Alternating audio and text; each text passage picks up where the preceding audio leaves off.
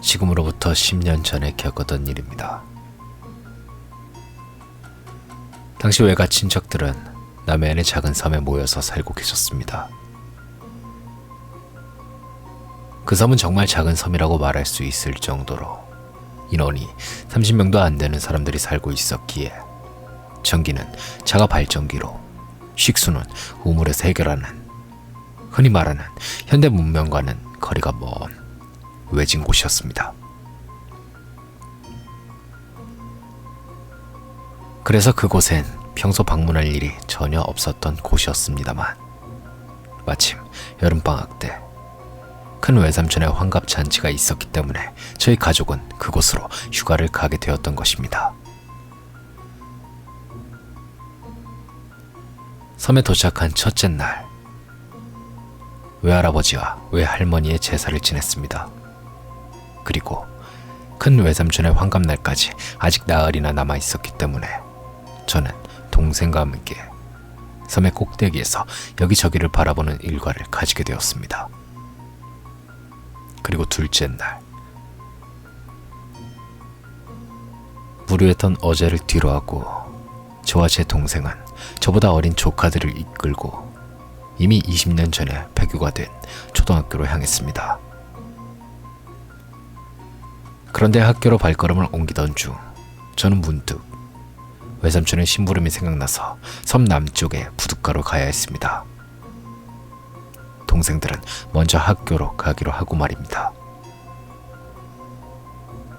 사실 전날 섬을 어느 정도 둘러본 뒤였기에 전 혼자서도 학교로 다시 찾아올 수 있겠지라고 생각했습니다.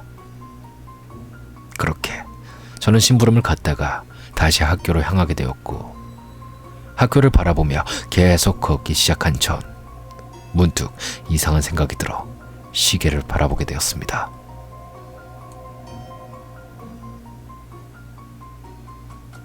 근데 시간이 제가 심부름을 다녀온 지 2시간이나 지나 있었던 겁니다. 학교와 심부름을 갔던 거리는 30분도 안 걸리는 거리였는데 말입니다. 게다가 주변을 아무리 둘러봐도 학교는 보이지 않았습니다. 전 분명 학교를 바라보며 걷고 있었는데,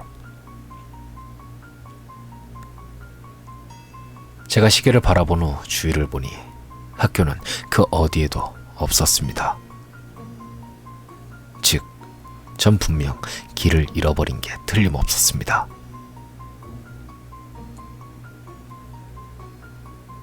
그래서 괜히 불안한 생각에 어차피 섬이니 해안가를 따라 돌다 보면 다시 부둣가가 나오겠지 라고 생각하곤 전 해안가로 내려가기 시작했습니다. 그렇게 전 해안가로 내려가고 있었는데 갑자기 하늘이 점점 어두워지고 바람이 차가워졌습니다. 그제서야 상황이 위급한 걸 깨달은 저는 정신없이 앞을 향해 달리기 시작했습니다.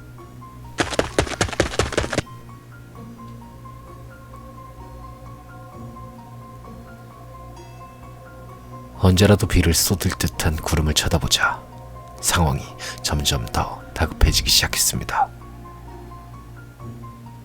그렇게 한참을 달리고 있었는데 어느 순간 정말 문득 정신을 차리고 보니 사실 저는 달리고 있었던 게 아니었던 겁니다.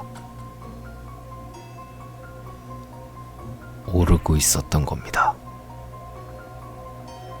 저는 해안가의 절벽에 매달린 채 절벽을 오르고 있었습니다. 제가 정신을 차렸을 땐 이미 돌아갈 길은 없어진 상태였고요. 천길 낭떠러지라는 표현이 무색할 정도로 전 높은 절벽의 한가운데 아슬아슬하게 발을 걸치고 눈앞에 튀어나온 돌덩이에 몸을 의지한 채 밑에서 들려오는 거친 파도 소리를 들으며 전 와들와들 떨고 있었습니다.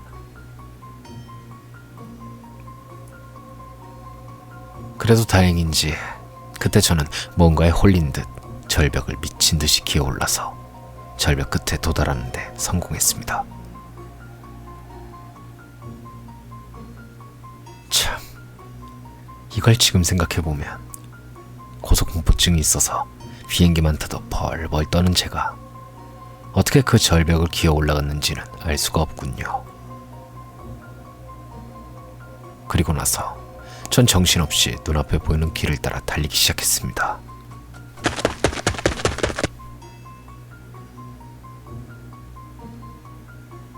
다행히도 그 길은 제 눈에 익은 길이었습니다.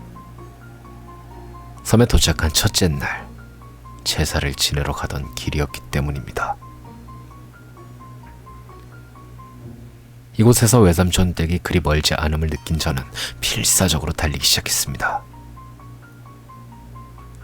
등에서 땀이 배어나올 정도로 달리고 돌멩이에 굴러 넘어지고 턱까지 차오른 숨을 몰아쉬면서도 전 정말 죽지 않으려고 미친 듯 달렸습니다.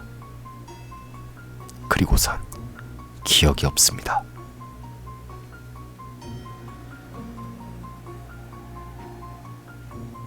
그날 저녁, 낮에 나간 큰 녀석이 7시가 다 돼가도록 돌아오지 않는 것에 외가 어른들은 조바심이 나서 밖으로 찾으러 다니셨다고 합니다.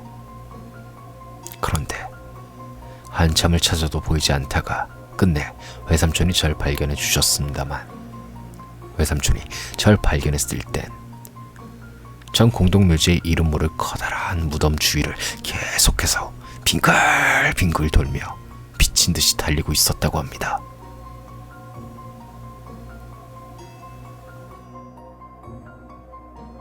진석아! 진석아! 야 임마!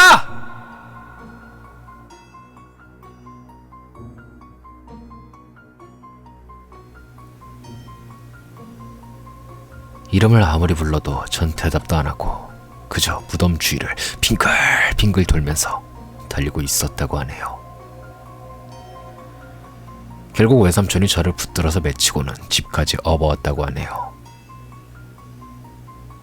저는 그때 외삼촌에게 매치기를 당한 후 기절해 있었기 때문에 그 후로는 당연히 기억이 나지 않습니다.